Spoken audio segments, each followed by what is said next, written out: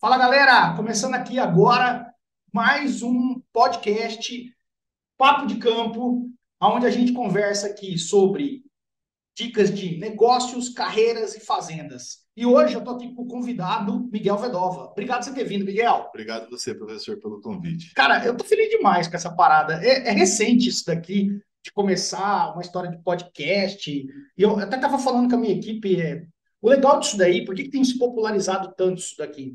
Porque é uma conversa informal, né? Exato, Não tem corte, não tem bate-papo, tá tudo de errado, torcendo para áudio, iluminação e todas essas coisas estarem o melhor possível. com certeza. E, Miguel, faz tempo que que a gente se conhece, tá andando junto. Faz. Eu tô muito feliz de ver a tua transformação, cara. Nós vamos conversar sobre isso, mas eu quero te elogiar antes de tudo.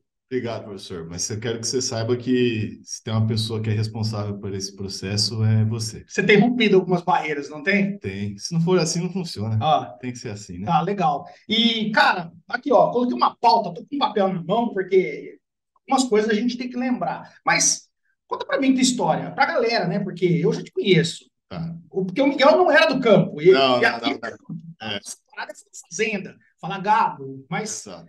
Na verdade, vem do mercado corporativo, né? Eu tenho basicamente 10 anos na área de negociação no mercado corporativo. Trabalhei em grandes empresas, mas sempre no setor varejista. Trabalhei em canal de farmácias, outro foco que não tinha nada a ver.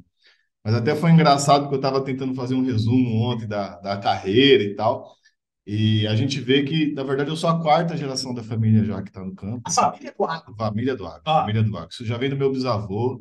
cara, eu achei que era do teu avô. Não, meu avô foi o cara que expandiu mesmo os Expandiu. negócios, mas isso já vem desde o meu bisavô. Ele teve açougue aqui por dentro há muitos anos atrás.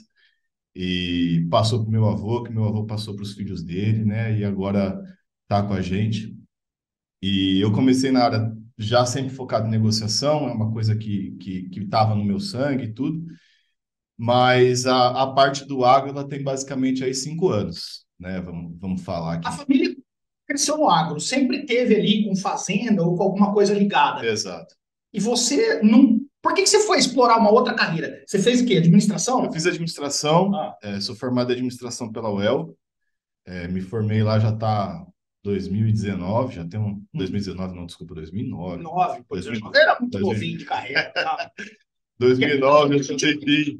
não vai entrevistar ninguém aqui que começou ontem. Não, Tem que ter coragem. 2009. Eu me formei lá e eu fui, na verdade, para o mercado corporativo porque eu queria explorar um outro caminho, eu queria fazer o meu próprio caminho. E às vezes, porque Aquela... será que passou isso na tua cabeça que as famílias acabam inchando demais a fazenda? Exato. É todo mundo é filho de fazendeiro, primo de fazendeiro, neto de fazendeiro, sobrinho de fazendeiro, e todo mundo fala assim: ah, tô trabalhando nisso. E é uma coisa que você fala assim, cara, eu tenho que explorar um outro negócio. E assim, muitas vezes não tem espaço para todo mundo, né? E a gente precisa saber respeitar isso também, Ah, porque o negócio vem em primeiro lugar, independentemente do se você tem um cara bom ou não tem um cara bom, né?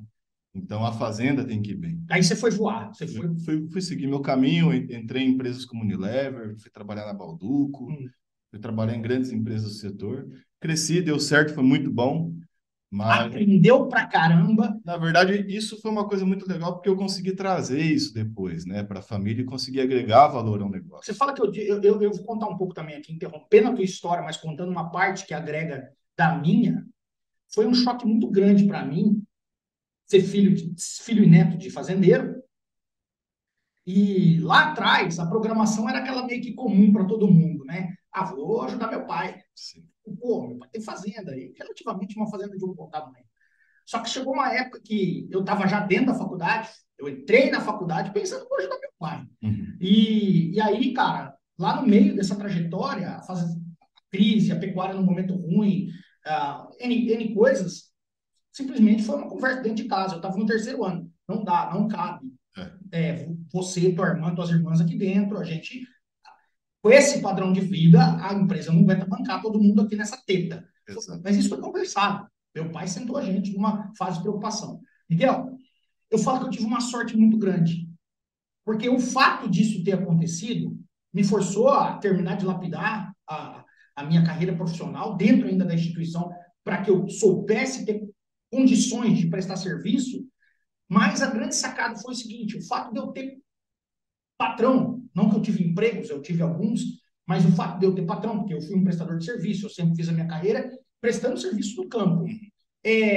Isso daí prepara a gente para uma visão diferente. Prepara demais. Se eu tivesse ficado lá dentro de casa, com o meu pai passando a mão na minha cabeça, me dando meu carro, pagando minhas contas, sabe? Eu acho que eu não estaria aqui hoje fazendo isso. Eu vejo que você, que nem voltando na tua história, o ter ido para fora antes de ter entrado foi fundamental. É totalmente diferente. A rua ensina, né, professor? A rua ensina, né? Acho que esse é um ponto muito, muito importante, né? Eu consegui aprender coisas e às vezes eu não seria cobrado como eu fui e não teria tido a oportunidade de conhecer coisas diferentes. Porque nas empresas que você trabalhava, nas empresas que você passou, ninguém queria saber de quem você era filho. Vem trabalhar aqui na fazenda do papai. Isso é uma cagada gigantesca. Exato. Sabe, você traz alguém que às vezes fez lá, colocar um curso fraco, um curso medíocre, foi fácil. Hoje é muito fácil pegar um diploma. Eu estou falando por causa disso. Sim. Né? É fácil demais.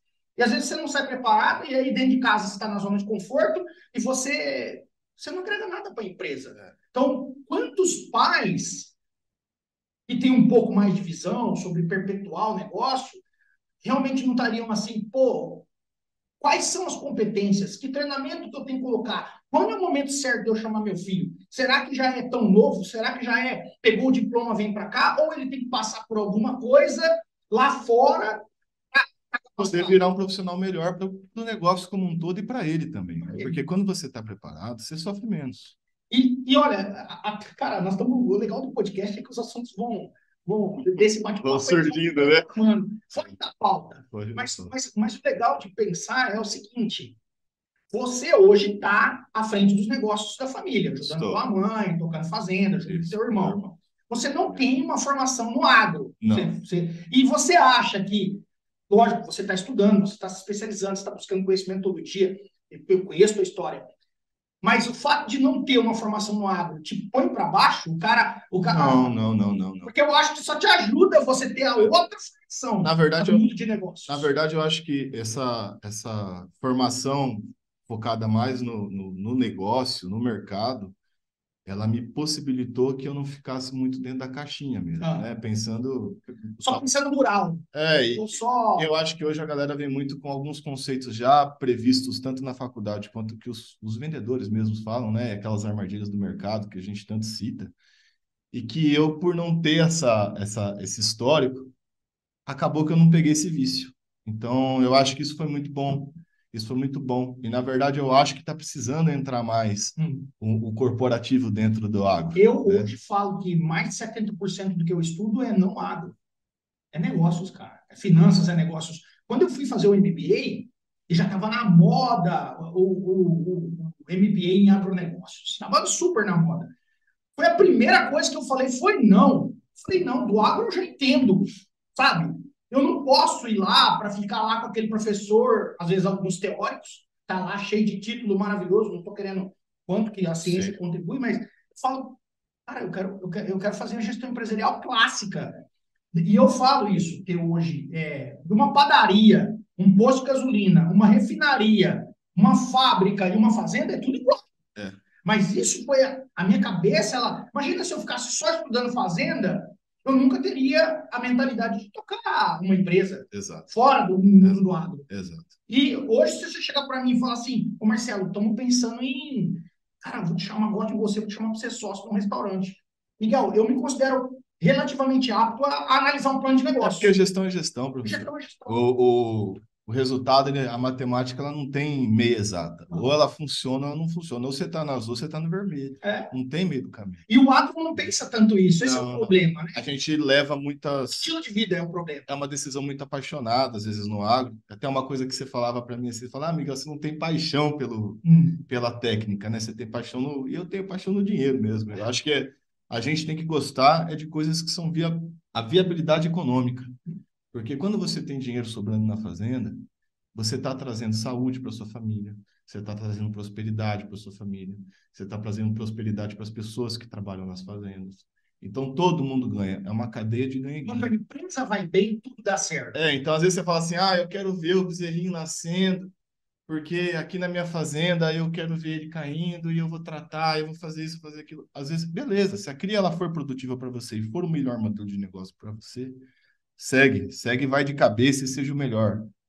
Mas se você for só baseado na paixão, você deixa de ter oportunidade de ter outras coisas que o dinheiro poderia te dar e trazer benefícios muito E uma maiores. das coisas que, mudando na minha carreira, até entrando no digital, hoje fazendo cursos, virando mentor, mudando meu formato de trabalhar, que antes eu era um prestador de serviço e hoje eu sou consultor, com contratos assinados e tudo.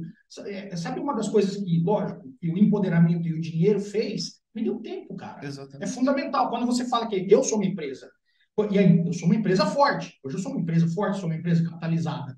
Então, isso daí remete em todas as áreas, porque pô, hoje eu consigo ter um escritório que eu sei que funciona. Ontem eu quis comprar um equipamento, eu não tive que pensar duas vezes, eu fui lá e comprei. Eu comprei um equipamento que eu tinha comprado outro uma semana atrás. É. Eu comprei um modelo inferior, aí eu já estou aqui testando o áudio. Não, já vou comprar um mais foda. Eu posso. Você pode e o seu negócio te justifica fazer isso. Justifica isso. Acho que essa é a grande questão, né? Principalmente mesmo lá, a paixão ela pode atrapalhar. Se eu fosse apaixonado no meu modelo de negócios antigo, eu ainda estava lá num curral uma hora dessa. Exatamente. Você entendeu? Não estou condenando quem faz, mas assim, por que eu saí daquele mundo? Porque eu queria tempo com meu filho, eu queria tempo com a minha esposa, eu queria ver meu filho crescer, eu não queria ser um espectador olhando a minha família e a minha vida passar. Eu quero ser um participante ativo. E hoje eu consegui isso. Mas às vezes o cara lá, ele é fazendeiro, ele toca o negócio dele como paixão, ele não vê o negócio como empresa, e ele não maximiza o ganho dele, ele tem que ser empregado dele mesmo, ele tem que se matar na fazenda, e ele não tem a máquina trabalhando para ele. Olha como nós mudamos todo o assunto. E, Miguel, para que você vê, o cara foi escravo dele, velho. Exatamente. Quantos produtores rurais não são escravos E dele? ele não percebe o custo de oportunidade, que é o tempo que ele está gastando com aquilo que ele está deixando de fazer outra coisa. E seja estar com a família. E eu acho que o agro, fazenda, em especial fazenda de pecuária, eu acho que tem muito esse lance da paixão, e o cara esquece que, assim, não é você ser dinheirista, ser tudo pelo lucro, também não precisa ser assim, mas se você não tiver a rentabilidade, se você não tiver lucro na sua propriedade, você não tem prosperidade. E isso te dá paz, essa prosperidade te dá paz. Então, eu acho que você tem que ter esse foco. Beleza, você ama o que você faz, ótimo, que bom, só vai te dar mais energia para você levantar de manhã. E você entrou na fazenda já com toda essa visão de negócios, Isso. né? Veio agregar ali. Tua mãe já tinha um pouco de mentalidade de essa, números, né? na Isso é verdade, ela legal. já tinha uma grande visão nessa parte, porque quando meu avô fazia administração das fazendas, era um cara que centralizava toda a operação com ele, né? Ah, A parte de controle financeiro era dela. Então, ela já tinha um conceito de controle financeiro que legal, grande. né? A gente tinha muitos dados, a gente não tinha tanta informação, e aí tem uma diferença Entre entre informação e dados. informação e dado, que a gente conseguiu, nesse mix que a gente tem na fazenda, né, das personalidades de cada um de nós lá, trazer, jogar isso para informação e começar. Mas desde o princípio, desde o dia um, na verdade, desde o dia zero, né, porque antes mesmo de começar o pré-operacional, a gente já fazia controle financeiro na fazenda. Bom, isso já é uma grande diferença, porque É, muito pouca gente, de muito pouca produtores gente. rurais, muito pouca gente faz controle É, financeiro. é. Né? Mas aí, vamos voltar na história. Uhum. Teu avô teve fazenda Vou ter fazenda. e passou para vocês, né? Quando ele É, passou, quando ele faleceu? ele faleceu, infelizmente a gente perdeu meu avô há mais ou menos uns 5 anos atrás. E aí ficou os irmãos, né, tocando, os meus tios com a minha mãe. Mas existe uma diferença de cada um pensa do negócio, que cada um quer para si. E eu acho que tá tudo ok. Acho que a gente tem que seguir também aquilo que a gente acredita. E aí a minha mãe resolveu também tocar o negócio sozinha da parte dela. Nisso eu estava com meu irmão Bill, que você conhece bem, o Sim. Wilson. Ele estava nos Estados Unidos, voltou pro Brasil. A minha irmã veio também com a gente ajudar na parte do escritório. Então, ela cuida de toda a parte de controle, de fluxo de caixa, todas as partes de controle de dia a dia de caixa é ela. E a gente começou a tocar um negócio, né? E aí foi a minha mãe como cabeça, a gente brinca a cabeça e o pescoço, porque, né? Ela que direciona também. E aí ficou eu na parte mais focada no planejamento, na compra do gado, na venda dos animais, em toda a parte de planejamento de safra. O Wilson ficou na parte da operação da fazenda, controle de manejo e tudo mais. E a minha irmã na parte financeira, a dona Odete. tomando as decisões. Mas a gente brinca que até pelo negócio, e como a gente também tem uma parceria muito grande entre nós, a gente acaba decidindo tudo meio junto. Legal. Cada um na sua habilidade, né? Contribuindo. Contribuindo com... Mas admiro a tua mãe, cara. Eu não sei se te falei, com certeza uma hora talvez ela até assista esse conteúdo. Porque muita gente poderia falar assim, pô, eu já tenho 3 filhos grandes, os meus filhos estão aí, eles têm capacidade de assumir, vai lá e toca lá. Ao mesmo tempo que não condeno quem faz, mas eu admiro a sua mãe porque ela manteve o manche na mão dela. Manteve. Tipo, Manteve e mantém. Manteve e mantém. Até também tem hora que fora. Tem hora que aperta. Mas Tem hora que aperta. legal também, por um lado assim, empresarialmente falando, de falar calma, sabe? Eu não estou passando aqui me dar mesada. Esse é o contexto. Não, não. Eu sou parte da tomada de decisão. Na verdade, até essa evolução salarial que a gente tem tido ao longo dos anos, ela também foi justificada. Isso é outra coisa também. Através do resultado. Salário. Vocês são de negócios. Gente registrado em folha, né, salário. E essa evolução salarial, ela aconteceu conforme a Fazenda foi trazendo resultado. Cara, parabéns, cara, para sua mãe, sabe? E eu vejo isso daí, porque ontem eu estava conversando com uma amiga que é produtora rural, e é minha cliente também, eu atendo várias mulheres, mas a gente estava falando disso, e eu falei para ela assim, eu falei, cara, uma coisa que eu te admiro, tá? Eu falei para ela, foi assim, quando o pai dela faleceu e passou os negócios, e ela podia falar assim, não, eu sou casada, tudo bem e tal. Ah, meu marido toca. Vou ficar aqui na cidade cuidando dos meus filhos. E não é isso, cara. Ela está na frente do negócio. O marido dela é um parceiro dentro da empresa e olha lá, tomada de decisão, a condução do negócio, o rumo é dela. E eu até falo que por isso que eu falei da tua mãe como um modelo, porque eu acho até lindo todo esse papo de mulher no agro, tal, empoderamento feminino, não sei o que lá, admiro essa conquista pra caramba que elas estão fazendo, mas o que eu acho muito, que tem me espantado, felizmente, dessas que eu convivo, são essas pessoas que não estão ali pelo ego, elas não estão aparecendo, não estão tirando foto, não estão fazendo nada, mas assumiram a empresa. Exato. A tua mãe não largou a empresa. Essa minha amiga, ela tá no manche da empresa. É controle diário, né?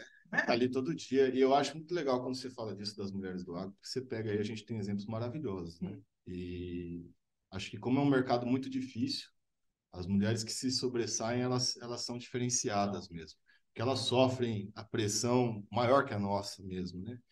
E a gente vê que realmente elas estão conseguindo ter resultados extraordinários. Você pega a Nayara, você pega a Ana, aí tem profissionais e produtoras rurais. Profissionais e vários lugares. Exatamente. Estão trazendo aí coisas muito, muito Miguel, legais. você entrou na fazenda, beleza, quando foi essa transição? Você saiu, você se desligou do mundo corporativo lá. Saí, me desliguei. Eu cheguei a ter outros negócios meus, né? Montei, estava falando para você dessa mesa aqui, que eu tinha empresa de steel frame. Depois eu tive uma empresa de piso aquecido, tudo sempre na parte mais focada só que sempre com foco comercial. Sim, né? E uma gota de empreendedorismo. Né?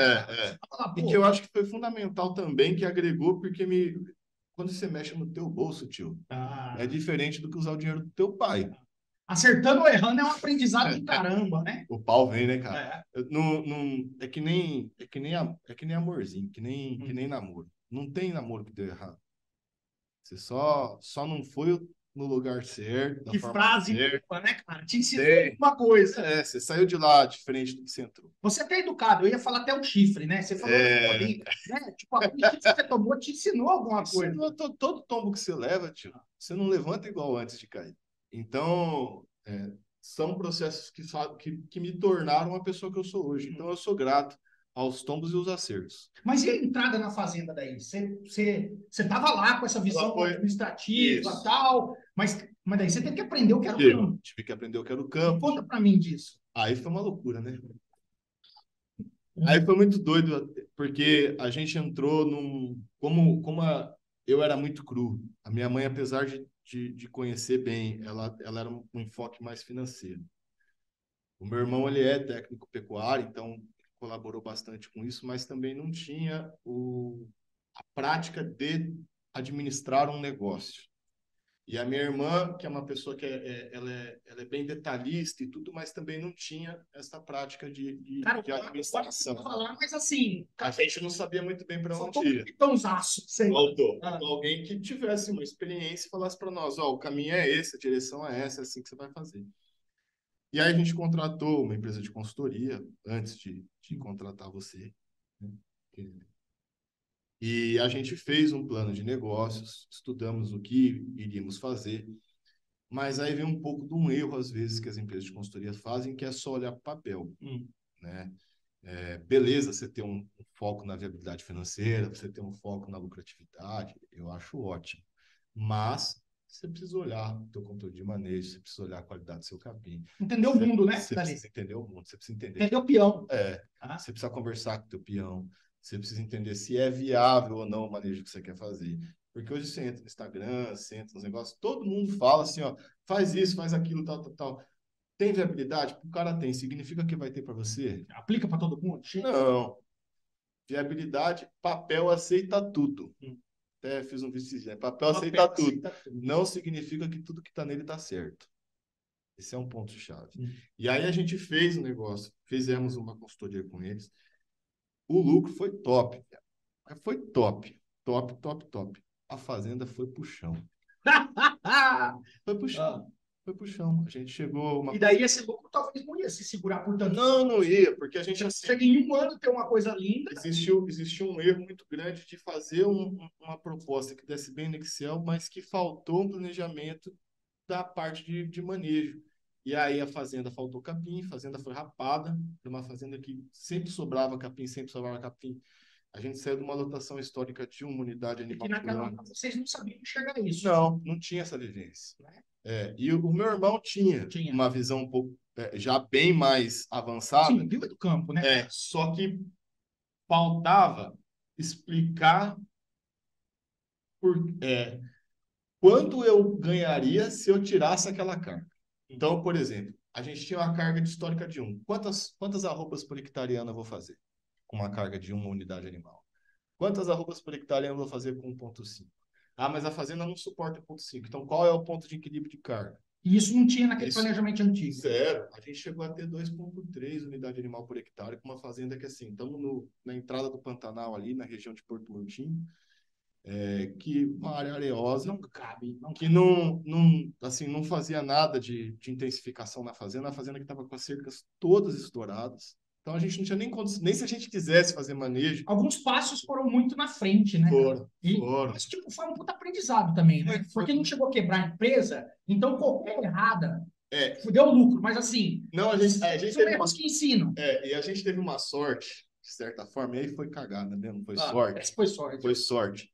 Que a gente pegou a baixa do ciclo pecuário, a gente comprou, caramba, a gente comprou muito animal da baixa do ciclo pecuário. Por isso que vocês tiveram um fatoramento tão alto. Como a gente só teve macho, o intervalo foi de 2 anos e meio para começar a vender. Na hora que vendeu, a alta estava lá em cima. Então, a gente comprou ali pagando R$ 150 na arroba e vendeu a 300. No animal final, você não tem que considerar o ágio do bezerro ali. Foi sorte, cara. Foi sorte. Aí, assim, como o raio não cai 2 vezes no mesmo lugar, nós paramos e falamos, pô, peraí, nós estamos brigando muito, mesmo com resultado financeiro bom, porque a gente olha para a fazenda está indo para trás. Mas o legal, e aí, todo mundo teve essa visão? Todo mundo teve. Porque todo mundo assustou. Com a fazenda. Com a fazenda. O número não, o número era não, o número era mas tua mãe vai fazer a fazer coisa. Chega lá e olha, pô, mas a fazenda não tá bonita, velho. Exato, começou a sujar. Não é bonita de ter cerca linda, pintada.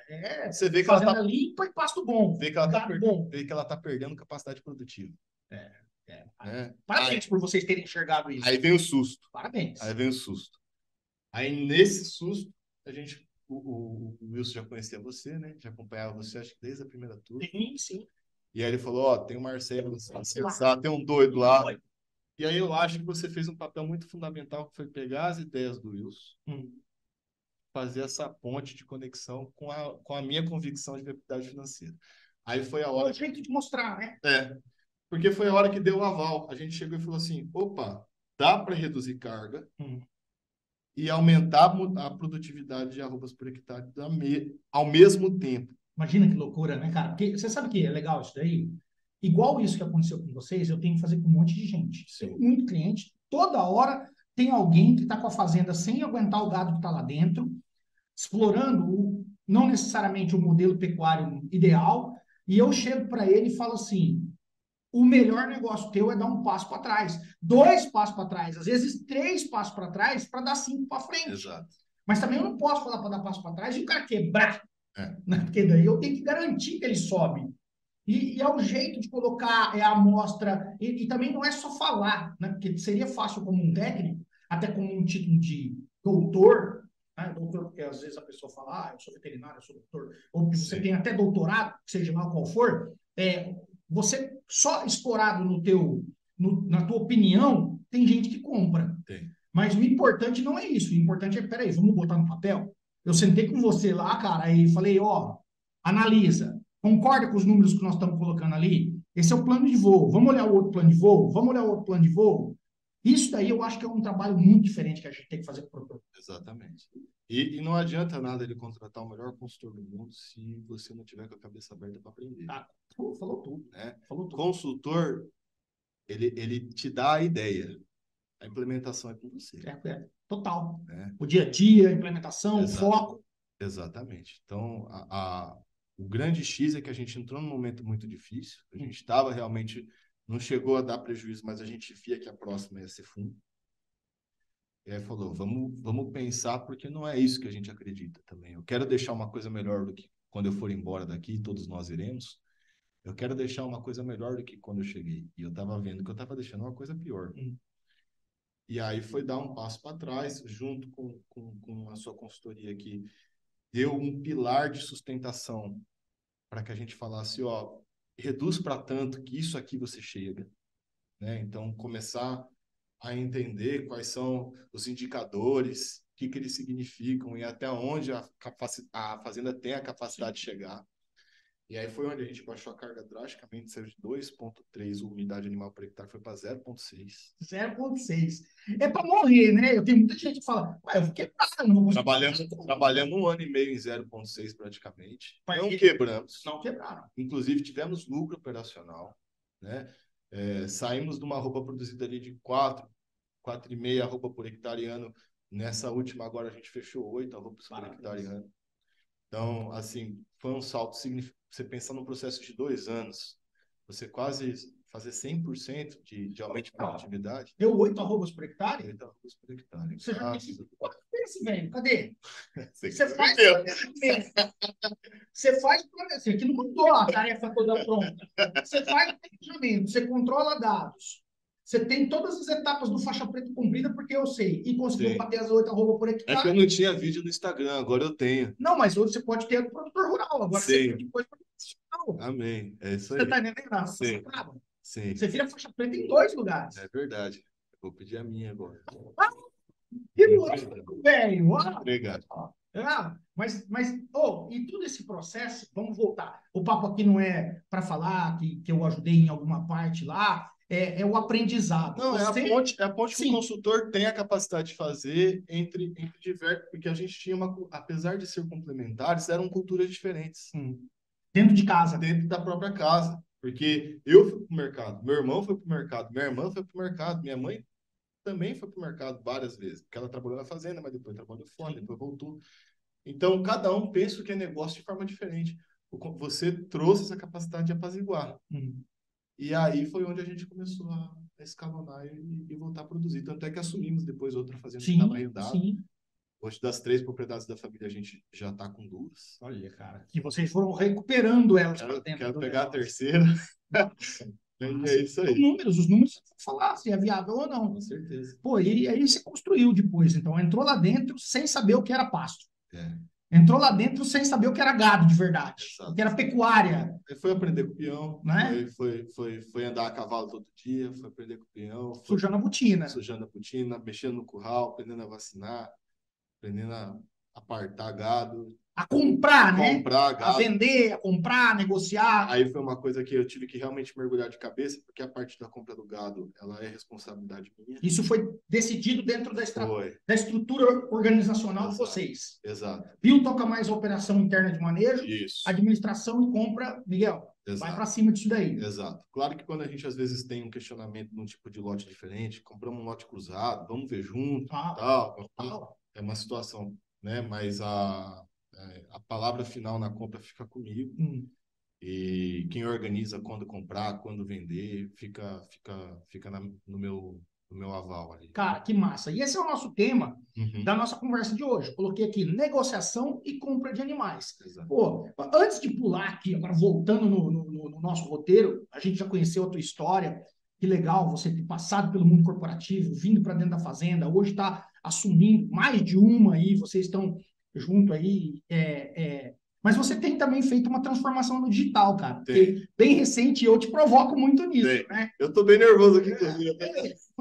Eu falo, perder o medo da câmera, tal, me expor. Mas eu falei, lá atrás eu te falei, Miguel, você já entende bastante do agro e você tem muito a contribuir no mundo do agro, até da consultoria, ou de ajudar outras pessoas, ou de produzir conteúdo que possa ajudar outras pessoas. Eu sempre te falei isso, porque você tem a visão do negócio, que é o que falta muito na galera.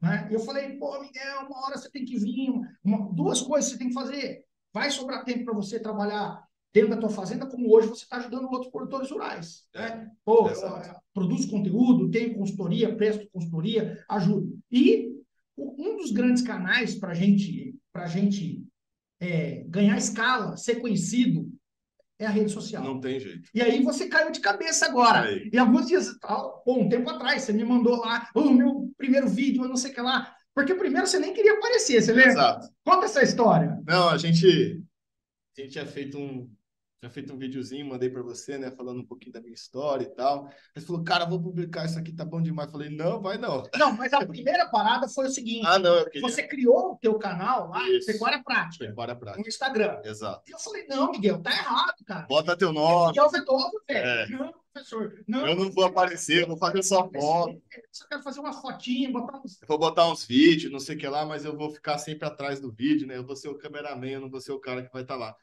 E eu percebi que não tem jeito. Não tem jeito, Miguel. Não tem jeito, cara. E a consultoria, por maior que você seja, por mais que você tenha aqui um staff, né? Tem um pessoal aqui, a consultoria é o Marcelo Costa. É o Marcelo.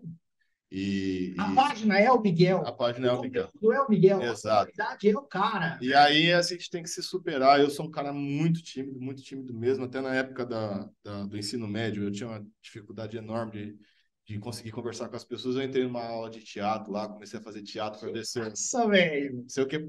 Funcionou um pouquinho, mas a tal da câmera ainda... Ó, eu vou te contar uma outra coisa também. Ainda é delicado. Eu era um cara muito tímido.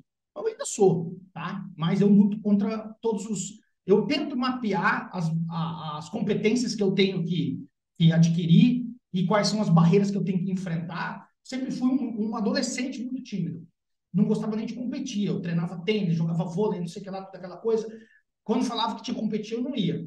Depois que eu morei nos Estados Unidos, melhorou um pouco. Mas na faculdade, eu sempre tive uma noção assim, vou precisar aprender a falar, velho. Eu vou precisar apresentar, eu preciso aprender a negociar. É vida real. Quando eu estava fazendo meu estágio de graduação, eu estava em Guaratinguetá, do lado de Aparecida, ali, entre Rio e São Paulo, numa cooperativa leiteira que eu fui fazer o estágio. O Sebrae, alguém falou assim, o Sebrae da cidade, à noite estava dando um curso de oratória. Pra lá que eu fui sozinho, à noite, me matriculei, fui lá, fiz uma semana à noite de curso de oratória, e foi a primeira barreira de cair na frente de alguém. No mestrado, lá na Unesp, a gente tinha que apresentar seminário, aí era preparar conteúdo, segunda barreira. Miguel, a pancada minha, de verdade, foi, eu estava no segundo ano do mestrado, organizaram um puta de um simpósio. Um grupo organizou um simpósio, foi na Unesp. Marcelão vai falar. E chegou lá, o pessoal da organização, olha, tô arrepiei, velho. Arrepiei aqui, olha, nossa! Juro por Deus, olha, arrepiei. Marcelo, queremos que você fala, na época, minha pesquisa, toda a minha área de estudo era andrologia, né? A parte de seleção de touros, toda aquela coisa. E você pode ser um dos palestrantes e tal. Ou a hora que eu olhei o nome da galera que estava lá, eu tenho até o quadro que é o pôster, até hoje na minha casa. Miguel, eu gelei. Pô, a galera tinha nome que já estava lá, sabe? Fulano tal peso, fulano tal peso. Esses caras já estavam acostumados. Simpósio para 500, 600 pessoas. Eu falei, É difícil. sabe por quê? E eu falo uma coisa para muitas pessoas, eu falo assim, tá com medo, vai com medo. Sabe por quê? Se você não for, alguém vai, cara. Não deixa passar. Ah, mas você, às vezes vai alguém pior do que E a você. vida, a vida é uma só, né, professor? Não. Então, Depois você sai dessa aqui e eu acho que essas situações são divisor de água da vida da gente, né? Eu realmente, para mim, o Instagram era uma coisa muito difícil. Tanto é que quem olhar a página lá da Pecuária Prática vai ver que ele já tem uns 6 meses. aham. É Mas agora que você começou a botar tua cara. porque eu tava com um receio danado.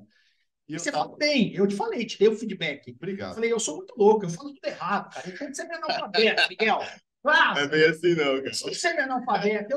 A minha mulher esse dia falou assim, tem hora que eu falo, ela me chamou atenção nos vídeos meus. Ela falou assim, em vez de eu falar andando, eu falo andando.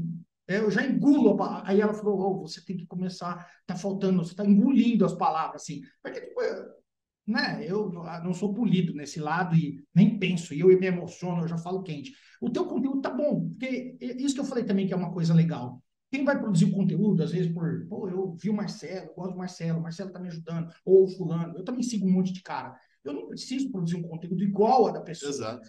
O teu tom de Você voz, tem a referência. porque a referência de que o cara foi lá, rompeu e fez. Exato. Mas, ó, eu assisto o teu conteúdo hoje, para mim é confortante. Eu gosto da tua velocidade, o teu tom da tua voz, que está ali. Lógico que com um aprendizado cada vez mais, Vai só faz desenrolando cada melhor. melhor. É. Cada dia melhor. Mas eu gostei, eu te falei, você fala bem, velho. Obrigado, professor. E assim, chegou uma hora que eu falei, se eu não fizer, ninguém vai fazer por mim. Ah, Eu vou ficar nessa, eu vou fazer alguma coisa, não vou fazer alguma coisa. O cliente quer te ver, ele quer entender o que você tem a dizer para ele. ele E quer te namorar. ele quer, ele O precisa, processo de interação é namoro. você é seu produto no fim da Ah, história. Então você precisa se personificar para o seu cliente. ah, Seu cliente precisa olhar você e entender quem é o Miguel Vedova no meu caso. Ele precisa entender quem é você. Marcelo Costa. total. Então, se você não botar a cara lá, você não precisa botar toda hora, mas se você não botar a tua cara lá, não vai sair negócio. É bem Não vai isso. sair negócio. Não vai sair negócio. Cada um sabe a medida que é bom para cada um, Ó, né? legal. Mas você precisa botar a tua carinha. E você está de parabéns, que você rompeu isso Obrigado. daí, criou, está colocando conteúdo, e o conteúdo teu é isso que nós vamos conversar aqui. Teus primeiros conteúdos foi sobre compra. Foi sobre compra. Eu comecei a olhar justamente assim, o que a gente tem no Instagram que já está, que ainda não é Que não é tão falado, né? Dancinha do TikTok. ah, Ainda não tem TikTok, não vou chegar lá não. Então, maravilha. Eu falei, e o que eu realmente, o que é a minha habilidade? Minha habilidade é a parte de viabilidade financeira, aprendi muito na parte do controle de manejo, tem que trazer isso, né? Mas eu falei, a gente está num momento muito propício e muito interessante de compra e venda de animais. isso acontece toda hora. Isso acontece toda hora. Verdades. E agora em maio, especialmente, é o período em que a gente tem a centralização da compra e venda, né? Você não precisa fazer isso, mas o mercado O mercado é assim. acontece. O mercado é assim. Então eu falei, pô, vou fazer. Eu tinha, até para a gente ter uma didática melhor, eu falei, eu vou criar 5 passos. Ah, Que separei mais ou menos como é que eu penso a negociação. Eu faço isso, faço aquilo, tal, tal, tal. Falei, bom, consegui dividir em 5. Falei, beleza, então vamos discutir 5 passos. Aí eu fiz os primeiros vídeos, tal, mandei para você antes de mandar para todo mundo. Mandei para você e para minha mulher. Aí ela falou, dá para fazer. Aí tudo que você falou para mim de coisa que ela tem que melhorar, ela falou também. Falei, então é isso aí. Então tô errando a mesma coisa para os dois. E aí vamos fazendo aí, tá desenvolvendo os vídeos aí, tá? O pessoal tá gostando, tá legal. Pô, vamos lá, ó. Então, Vamos. nosso assunto é negociação e compra de animais. Finalmente, vamos começar. Finalmente. E coloquei aqui, ó, o atual ciclo pecuário que está gerando queda agora, né? Nós estamos no momento que nós estamos gravando esse conteúdo, o ciclo pecuário de baixa, queda de preço, arroba caindo. Você aprendeu sobre tudo isso? Isso aí também você aprendeu agora, estudando, porque não fazia parte do teu mundo corporativo. Não. Mas é uma dinâmica de mercado. É uma dinâmica de mercado. Que se você vai entrar no mercado, você tem que entender a dinâmica dela. E como que você vê isso daí hoje, na compra e venda? Como que você entende? O que nós estamos passando? Se alguém está vendo esse conteúdo, fala assim, nunca ouvi falar em ciclo pecuário, eu não entendo muito disso. Vai, Miguel, explica para mim. Bom, a gente agora, falando do cenário atual, né? A gente agora está exatamente no período de queda drástica do mercado, né? A gente vê o mercado dissolvendo o preço da arroba nesse mês. Arroba do gordo, arroba do animal final. Do animal final. Isso não é uma coisa que é novidade para ninguém. Na verdade, isso acontece de 4 a 4 anos, a 6 anos. Depende um pouco de como é que está a Por isso que é um dinâmica. ciclo. Exatamente. Às vezes esse ciclo se alonga, às vezes esse ciclo se retrai. Isso acontece muito em qualquer commodity, na verdade, né? E quando a gente fala do boi, isso é ainda mais evidenciado por causa da questão da retenção de vacas ou liberação de vacas por causa dos preços dos bezerros que se oscilam ao longo do Na tempo. verdade, o que acontece é que é igual uma onda. Vem uma, Exato. passa uma baixada e aí vem outra. É. O mercado do gado, o mercado da pecuária é assim. É. E aí, o que é essa onda? Existe a onda da alta, onde o preço vai estar alto, e E ó, todo mundo vai meu nela. amigo, espera porque vai vir a baixa, Exato. né? Depois da onda cai. Exato. Isso funciona na pecuária do mundo. Na Pecuária do mundo. O Brasil tem suas características. Exato. E por que a gente está em baixa agora, Miguel? Porque teve uma oferta muito grande de bezerros, Ah, algum tempo atrás aí. Agora o preço deu uma desvalorizada por causa do excesso de oferta de bezerros. Na sequência, o pessoal começa agora a descartar vacas, que a gente já tem aí um período mais ou menos. fez o bezerro valer bosta. Valeu bosta. A galera fala assim, tá valendo Você bosta. comprou bezerro barato, não comprou? Comprei. Eu lembro que um dia você me ligou e falou assim, não, Paguei fêmea lá no Mato Grosso do Sul, que hoje a gente tá tendo preço médio aí de 1.800. A gente ano passado eu cheguei a pagar 250. 250. 250 em novilha de 180 quilos de média. Cara. Não é... Quem falar que é mentira, eu mostro no sistema lá depois. Mas aí, beleza. Então, e aí, o que aconteceu? O preço caiu. Por que o preço caiu tanto do bezerro? Porque você teve uma oferta bezerro. muito grande de bezerro. Muita vaca criou. Exato. Muita vaca criou. Tempo passo. Como o preço caiu muito, o cara ganhou menos do que ele queria. A lucratividade do cara vai no chinelo. O cara precisa fazer dinheiro. Começa a vender vaca. Agora ele está vendendo vaca. Exato, que é o que a gente tem visto. Né? Agora a gente tem visto o mercado inchado de vaca indo para o abate. Por quê? Vaca porque o criador não paga a conta dele. Não paga a conta ele dele. tem conta para pagar. Aí que conta que o criador tem para pagar, Miguel? O cara tem toda a conta operacional dele, fora os filhos dele. Fora os filhos de casa, fora a rante, celular, caminhonete, diesel, viagem para Disney, sabe? Adubo técnico, Exato. inseminação. Meu, é muita conta. O que não falta é conta, né? O que não falta é conta. Aí ele não aguenta pagar a conta. Exato. Aí não aguentou pagar a conta, precisa vender vaca, começa a vender vaca, vai sobrando. Quando a gente fala ele, o produtor rural, que não está aguentando pagar a conta, precisa vender vaca, é eles. Porque é uma manada, é todo mundo. Aí vem um impacto no mercado, não é? Exatamente. Por que a arroba está caindo, então? Porque muita gente está vendendo vaca. E aí é carne, né? Exato. A vaca bateu, tirou o corpo, carne lá na gôndola, carne. Frigorífico está o quê? Lotado de carne. Exatamente. No frigorífico, como que a gente sabe se o mercado está muito ofertado ou pouco ofertado? Escala de abate. Massa esse tema.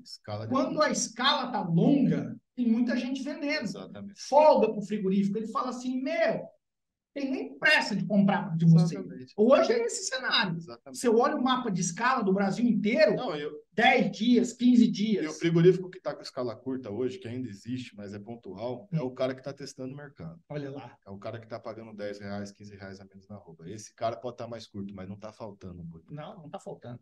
Então, a gente está entrando no momento agora que você tem capim sobrando ainda, mas está parando chuva. Né? Então, nós estamos em maio. Começa a ter muito animal pronto. E aí a gente está falando de vaca descarte pronta. Nós temos dois fatores agora para fazer a roupa do chinelo, né? Nós temos o ciclo pecuário, é um fator. E o fator do ciclo dentro do ano. Para quem não é produtivo... Safra e entre safra. Para quem não é produtivo, agora é o X. Agora é a hora que o cara toma um tombo de força. Então, a gente está com muito boi no mercado, muita vaca no mercado. O cara não está valendo a pena repor essa vaca porque o preço está lá no chinelo do bezerro.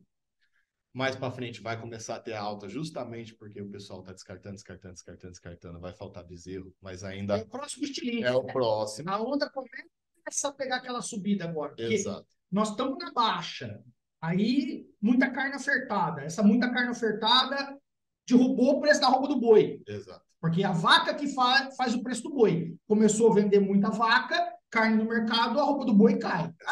O povo fica todo dia me perguntando, será que a roupa vai subir? Eu falo, não espera, cara. Não adianta você sonhar. Pode dar alguma coisinha aí, sei lá. Não, agora, na verdade, agora é um momento pior. Porque agora só cai. Daqui para frente só tem boi pronto.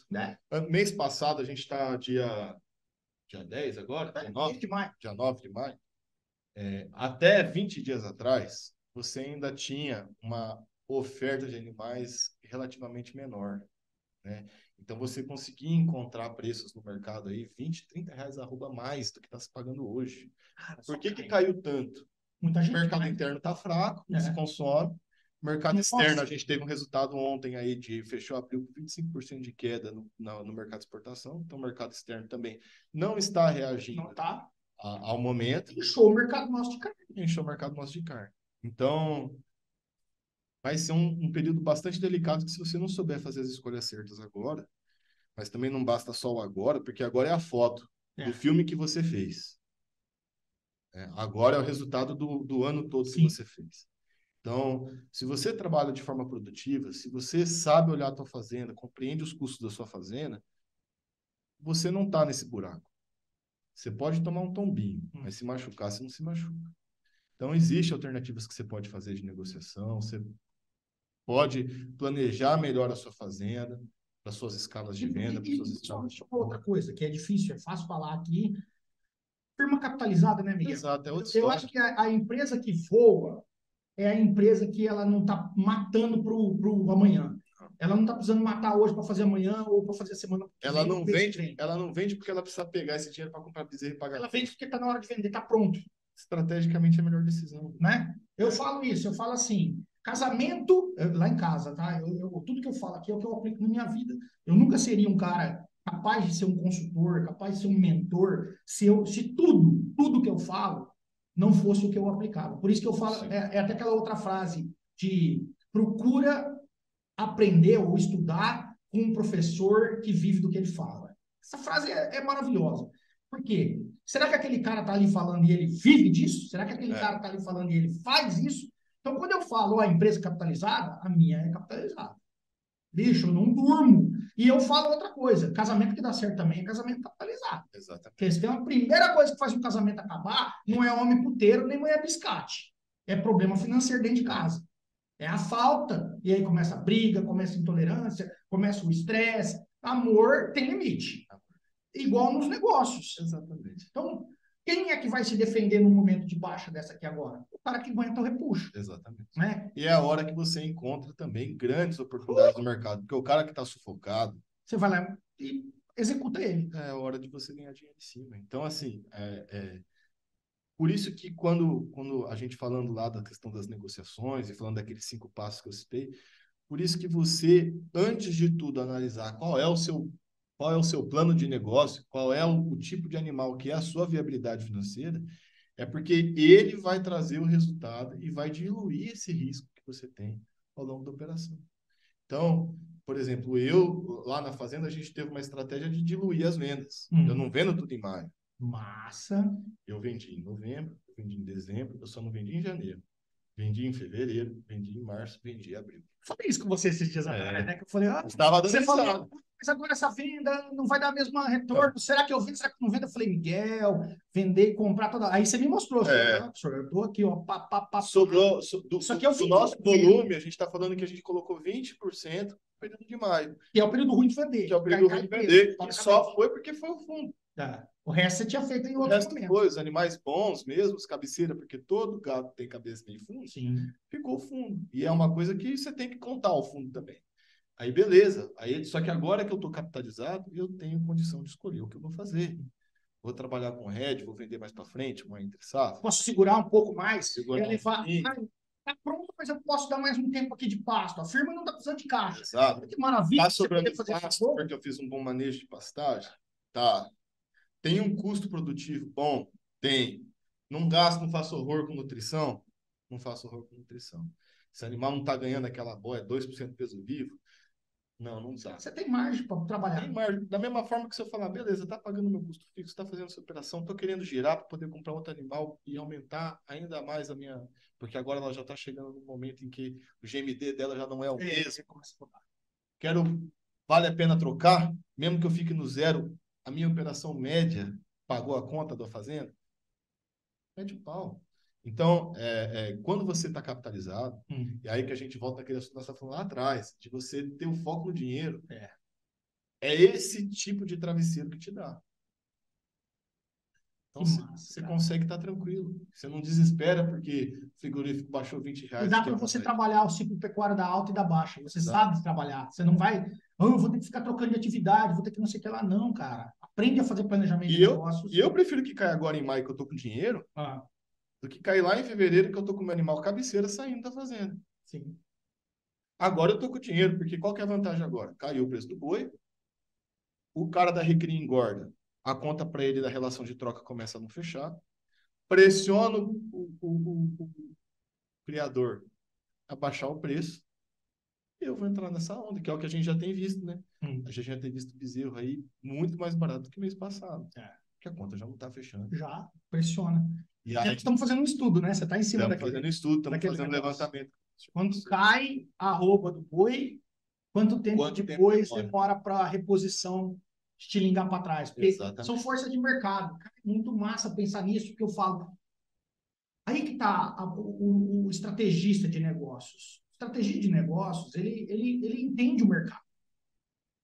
E dados são coisas para serem analisadas e se tornam ferramentas. Que nem eu estava falando para você. Fala assim, a roupa do boi caiu. A reposição vai cair voando? Não cai voando, Miguel. Sabe por quê? Porque tem que ter uma dor, é uma briga entre dois lados. Então, a roupa do boi caiu. Tá, o cara vendeu aqui, vendeu na baixa. O invernista. Aí ele vai recomprar, ele fala, não, mas o bezerro tá caro.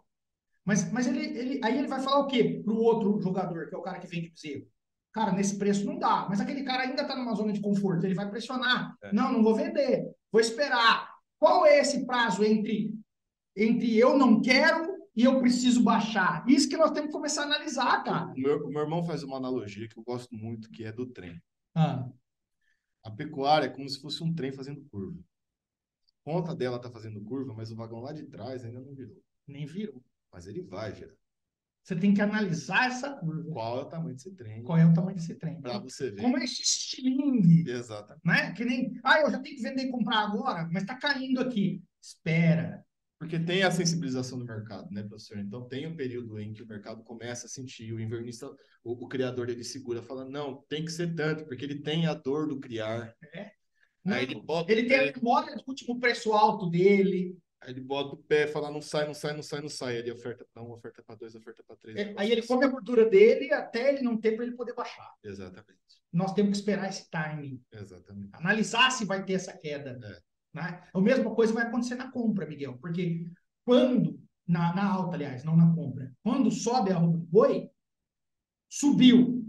Esse cara aqui já fala, não, eu não posso vender barato. O criador, ele já está falando, não, eu preciso erguer. Então, eu acho que quando sobe a do boi, para esse daqui precificar o dele mais alto, é mais rápido do que quando desce. Essa informação a gente já tem. Ele é mais curto. Assim, ainda são dados que a gente vai compilar, vai entender melhor e depois a gente vai discutir isso, colocar no meu canal, colocar no teu canal, de que, assim, geralmente para queda, eu estudei os últimos 4 anos, porque antes disso ele tem oscilações diferentes. Sim. O mercado não era tão dinâmico como está agora, porque ele não tinha uma margem tão estreita como ele tem. Isso é verdade. Isso muda. Muda. Quando a margem estreitou, esse intervalo encurtou.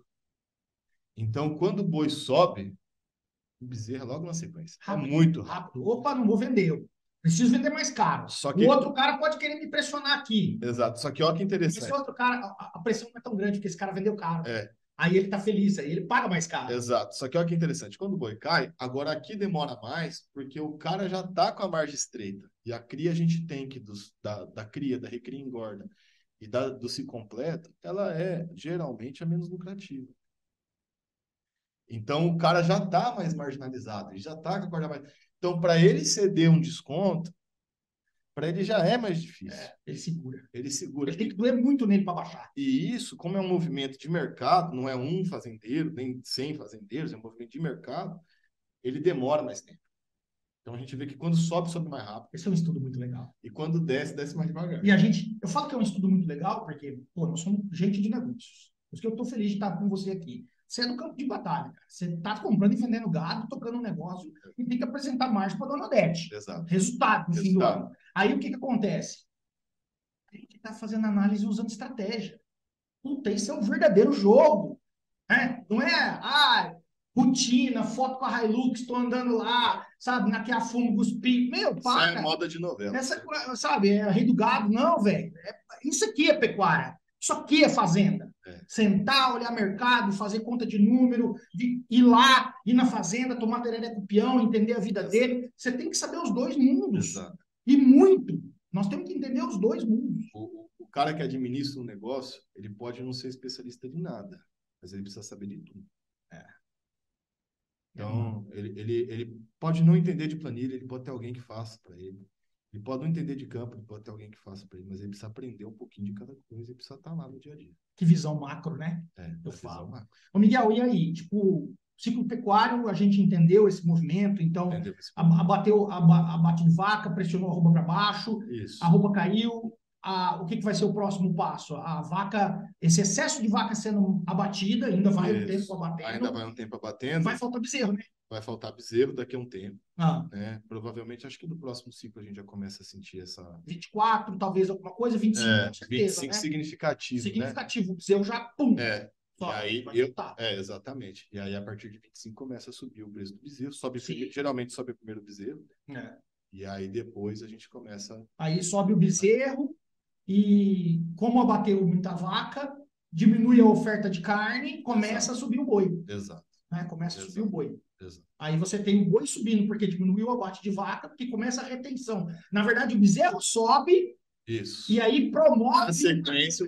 Aí começa a reposição de vaca, na verdade. Primeiro o bezerro sobe, depois... O cara começa a ver que tá vantajoso ter bezerro, aí ele começa a segurar para ter vaca. E o invernista também fala, tá caro comprar bezerro, alguns deles começam a mexer com um pouco de cria. Que é o cara que toma tombo, né? Que ele... 2 anos ele é uma coisa, depois de 2 anos ele é outra. Ele tá sempre trocando na alta, né? E assim, não adianta. O teu negócio vai ter momentos de queda e vai ter momentos de alta. Por isso que você tem que focar naquilo que te compete, da porteira para dentro. E aí o boi vai subir. Por quê? Porque o boi vai subir porque vai ter pouca carne no mercado. Exato. O boi vai subir. O pessoal está retendo para tomar a hora que começar a parar de matar vaca. Exatamente. E daí o povo vai começar a reter vaca. Olha como é o ciclo, então. Tem até estudos de percentuais, né? De vaca, fala até de 41%, que é o pico da venda da vaca e tal, quando ela representa 41% da abate. Quando ela chega ali ao buraco, a gente está muito perto desse número. Sim.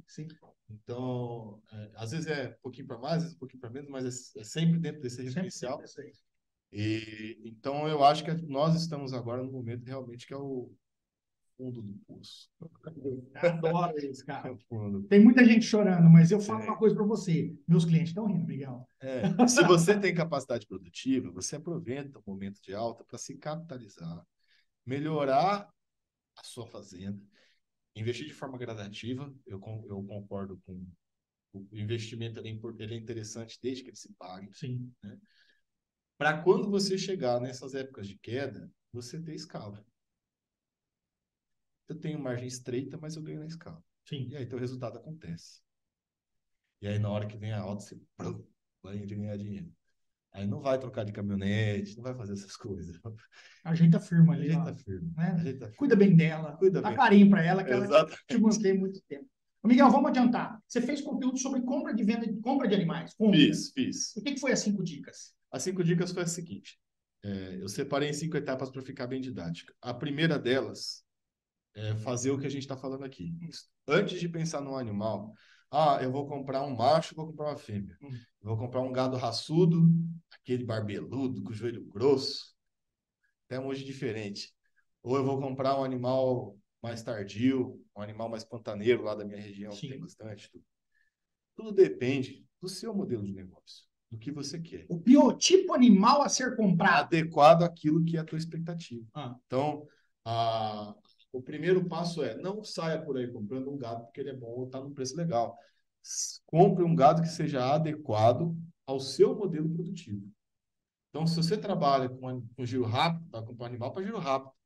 Se eu trabalho um negócio mais alongado, vai comprar um animal que seja adequado a isso.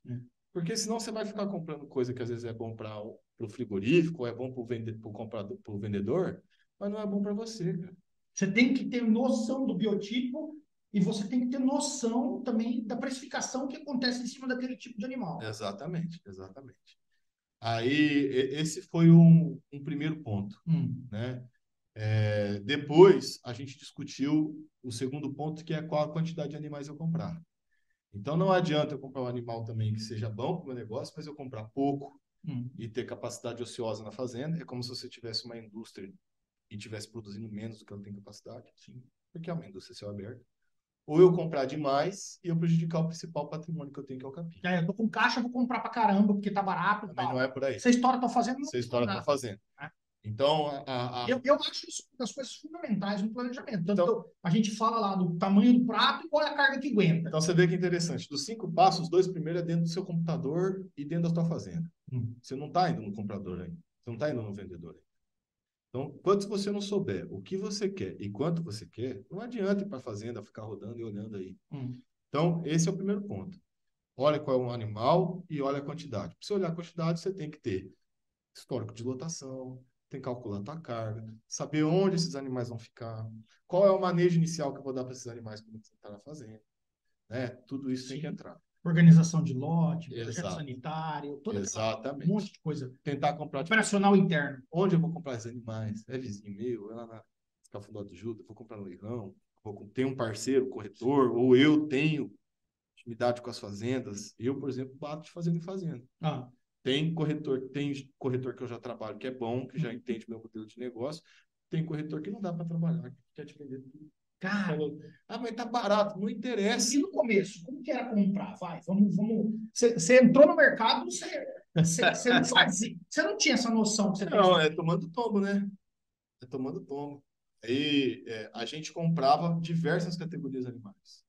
Então a gente chegou a ter na fazenda garrotinho, boi mago a gente comprou para poder vender 6 meses depois. Já comprei vaca vazia, boiadeira para poder vender depois.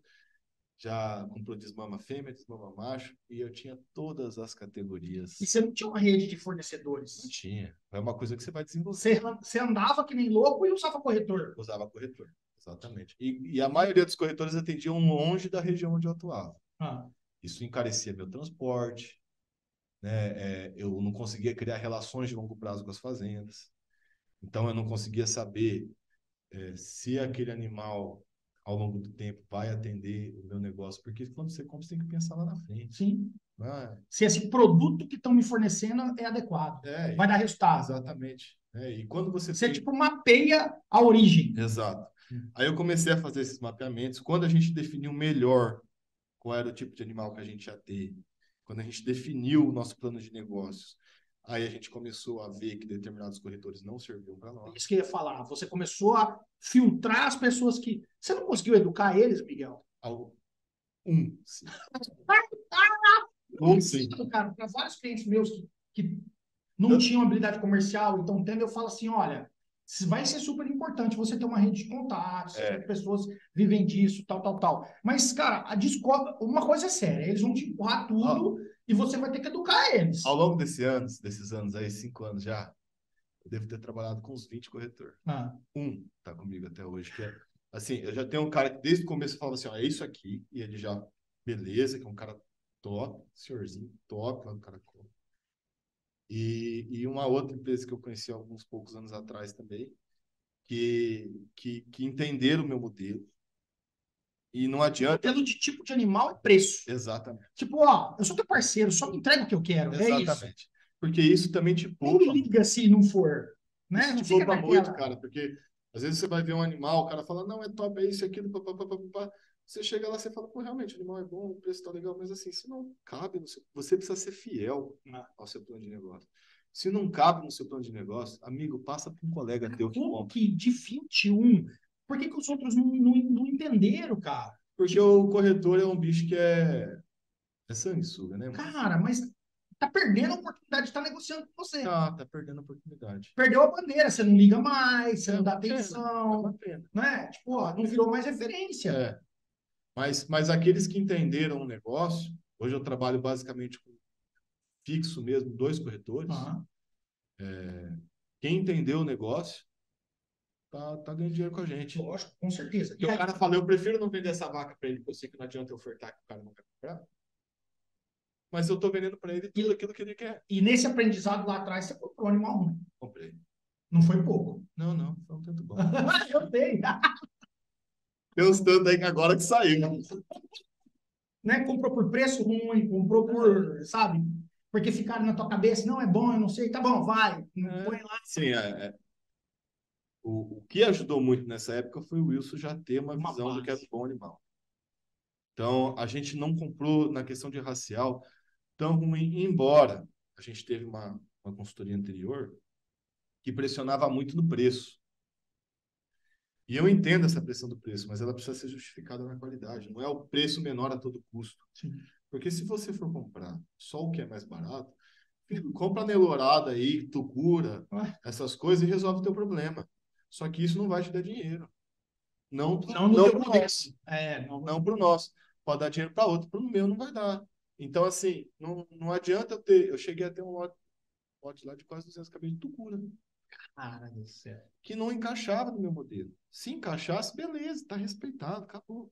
Mas, enfim, a sorte é que a gente aproveitou o momento de alta, soube fazer a negociação desses animais e tirou eles da operação. Então, a gente, que nem eu falei daquela sorte que a gente teve. Mas foi ao longo do tempo, foi nas dores. E hoje você busca uma grande parte então da compra é você que vai, porteira a porteira. Hoje Contato com as fazendas. hoje tem muito. Tem. Eles te ligam, agora que você é o cara comprador. Eles te ligam falando, ô Miguel, tô com mais um lote ou você tem que ficar todo mês lá? Ou cada. Vai de pouco, cada cara. época? Isso vai de cada produtor. Então, por exemplo, tenho o seu João lá, que é o cara que faz um belo de um gado lá na Bodoquena, onde a gente tem uma das fazendas, que ele já é parceiro nosso há muito tempo. Ele já sabe que eu compro dele todo ano. Então, ele já me avisa, ó, Miguel, vou ter bezerro dia tal, vou estar desmamando dia tal. Muitas vezes eu ajudo ele a fazer o desmame lá na fazenda. Então, E isso preço? É mercado? preço é mercado. Aquilo, ele olha lá, ó, aquilo tá valendo tanto. Lá com ele, preço é mercado. Beleza. Só que como o animal dele é bom, me compensa e eu tenho histórico de compra dele, sei que eu estou recebendo. Mas vocês estão analisando o preço do quilo. Exato. Pesou, pá. Geralmente eu uso, por exemplo, parâmetros de CBEA ou Scott, Correia da Costa. Correia da Costa, que usa muito ali no Mato Grosso do Sul. Então eu uso esses referenciais para poder apresentar o preço e a gente bater o martelo. E ele navega bem. A maioria hoje das minhas negociações são no pé, né? Eu não compro muito no quilo porque a região não tem essa tradição. No pé, na cabeça. É você que precisa aprender. Miguel, então você teve que aprender a olhar um animal e falar pesa tanto. Ou aí seja, esse vem o terceiro passo. Então nós falamos de viabilidade do negócio, o animal que esteja adequado, né? A viabilidade do negócio. Eu falar da quantidade, penso em carga. E aí o terceiro é eu saber analisar o lote. Aprender a olhar o gado. Então, é entender, por exemplo, quando eu compro muito no pé, o que eu faço quando eu compro no pé? Tem que saber que tem cabeça, meio fundo. Sim. Quantos cabeça tem, quantos meio tem, quantos fundos Você tem que olhar o lote e ter um mapa dele, vamos falar. Exatamente.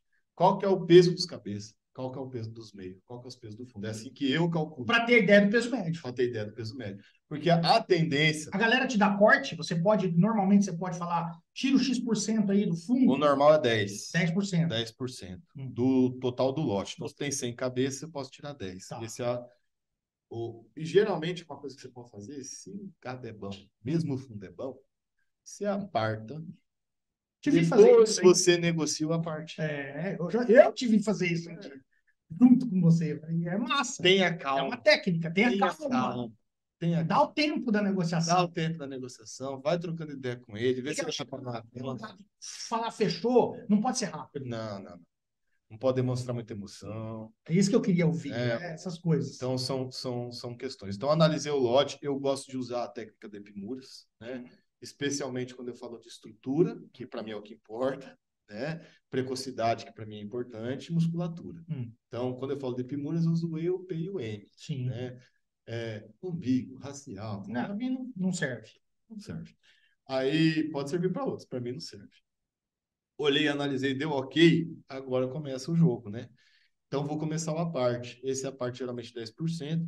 Quando o lote está muito heterogêneo e eu vejo que o cara está apertado, é um lote muito misturado, o meio está esquisito, tá aquela coisa que você não consegue definir muito bem quantos são, eu prefiro forçar uma parte do que no preço. Porque o preço, o cara fala assim, Você está tirando 50 pau da minha cabeça aqui, tô vendendo, sei lá Legal, quantos. legal isso daí, ó. Vamos lá. Isso é muito importante para o nosso conteúdo aqui. Você vê que o cara tá apertado. Olha como é coisa de técnica de negociação. Se você for forçar no preço, você vai estragar o negócio. É, Então você não briga tanto no preço, você briga numa parte. exato. Puta. Quando o preço está justo, principalmente. Porque tem cara que chega com os dois pés no teu peito e fala, ó, é tanto. E geralmente quando é assim, quando eu tenho os corretores, que já são os caras que já estão na relação comigo há tempo, eu falo assim, ó, se o cara não for mexer nisso aqui, nem adianta eu ir. Legal. Aí faz o meio de campo inicial, porque por mais bacana que você acha que o lote seja, vai ter outro melhor. Vai ter outro melhor. Não se apaixone pelo primeiro lote que você vê, Que super dica, hein? vai ter outro melhor. Tá. Puta, mas aqui Eu tenho como. vai ter outro melhor. Gasta gasolina, né? Vai ter outro melhor. Eu falo, então, esses tempos atrás eu estava com uma cliente, ela é bem nova no negócio, aprendendo a comprar. Daí, é outra coisa que eu vou te perguntar. Daí ela, eu tenho que ir, eu posso comprar por vídeo, o corretor tá me mandando tal. Ou chego lá na fazenda, eu já tenho que comprar aquele lote. Falei, olha, você pode voltar para casa sem comprar. E outra coisa, gasta gasolina, É, sabe? Vai andar, vai ver gado, vai treinar teu olho. Se você não está disposto a fazer essa tarefa, você está no emprego errado. exatamente. E a gente já vai falar também um pouco do papel do comprador, que eu acho que é fundamental, Hum. é você saber quem você é na negociação. Ah. A palavra final é tua, tio. Não Quem é de está quem, não comprando? é de quem vende. Lógico, Não é de quem vende. você que está O acusado. cara tem o direito de falar, nesse preço eu não vendo. Não. E você vai ser a última palavra. Muito obrigado. O Pô, tchau, eu vou para casa ou tchau. tá comprado. Quem dá tchau é você. Então, assim, isso foi uma coisa que eu aprendi muito com a minha mãe. Ah, Porque eu fui a vida inteira vendedor. Eu não tá. era comprador. Você Então, é o vendedor. meu estímulo era fazer o negócio acontecer. Tá. E quem mexe na área comercial, quem tem uma carreira comercial, tem esse estímulo. Você quer fazer acontecer, você quer fazer acontecer. Minha mãe chegava e ela me acompanhava muito nos primeiros negócios. Ela falou assim, ó, dá não nesse negócio. Eu falei, mãe, meu negócio é bom. Ela falou, é 9, mas não é 10. Dá Cara, não, pode falar não. Vai ter outro. E ali eu comecei a entender que que é isso. parabéns pelo reconhecimento da tua mãe nesse É, papel, hein? não, foi fera mesmo, porque ali eu comecei a perceber que você, quando é comprador, quem manda no negócio, a palavra final é sua. Ele, beleza, você tem que respeitar o teu vendedor, você tem que ser amigo do seu vendedor, você tem que ser parceiro dele. É parceria, né? Para dar Sim. longevidade para ambos. Oh, Mas a eu te palavra, quero de novo. eu te quero de novo, Sim. mas a palavra final é tua. E quando você faz isso na prática, não é só livro de autoajuda, é na prática, é você entender que eu que decido, eu que faço a compra. Vai surgir momentos tão bons quanto esse, vai surgir gados tão bons quanto esse. Quando você bota isso na sua cabeça e não se emociona na negociação, aí beleza, aí surge, cara, e surge. Miguel, apaixona depois quando a gente pega o jeito, não Ah, apaixona? vai. Você não gosta de fazer isso? Delícia, ah, delícia. Ou chegar lá, o balé da compra, o balé da É bom venda, demais. desde que o cara tá te mandando um vídeo ali de tipo, oh, tem um gado, não sei o que lá. Cara, eu adoro. É Bicho, bom demais. eu adoro hoje, e eu não tive esse treinamento em casa. Não veio da minha profissão da veterinária, tudo. Eu desenvolvi ao longo da vida. Eu vou te falar que hoje eu amo negociar. É bom demais. Eu perco, eu ganho, sabe? Eu falo que negociar porque toda semana, por exemplo, tem alguém que me manda como funciona a tua consultoria. Cada uma dessas é um namoro, É, né? E eu falo que é a mesma coisa de comprar gado. Você analisa o cara que está vendendo, né? Eu também analiso, eu analiso lá o cara, a rede social dele, quem ele é, o tamanho da fazenda, o potência da firma. Eu falo que é o nível de dor ou de necessidade sim, de vender. sim. Você faz a mesma coisa, cara. É. E aí depois você vai para aquela. E negociar é uma arte, Vai cara. com calma. Negociar é uma arte. E assim, você tem que entender, e não é pedir desconto por pedir desconto, você tem que encontrar os caminhos, o porquê que aquilo é aquilo. Se respeitar mesmo, né? Eu acho que isso é muito importante na negociação. Então, é legal porque eu inverti o papel. Hum. E isso, de certa forma, me credibilizou porque eu entendo o que passa na cabeça do vendedor. Então, isso me ajuda muito na negociação. Mas eu tive que entender que eu não sou mais vendedor, Hum. que agora eu sou comprador. Então foi muito interessante. Putz. E aí, tá, você tem essa rede, você sabe o tipo de animal, Isso. e que técnicas de negociação que você pode falar ali? Que nem você falou, esse negócio do não, eu achei ótimo. Eu Se, acho- se você pudesse ponderar algumas coisas no processo, falar assim, beleza, ó, tá aqui, Miguel, um papel que você vai ter que escrever 10 ou Eu 5. vou escrever para nós mentalizar aqui. Ah, A primeira coisa é assim, ó, o tipo de negociação. Se a negociação é no pé ou se a negociação é no quilo. tá. São negociações muito diferentes.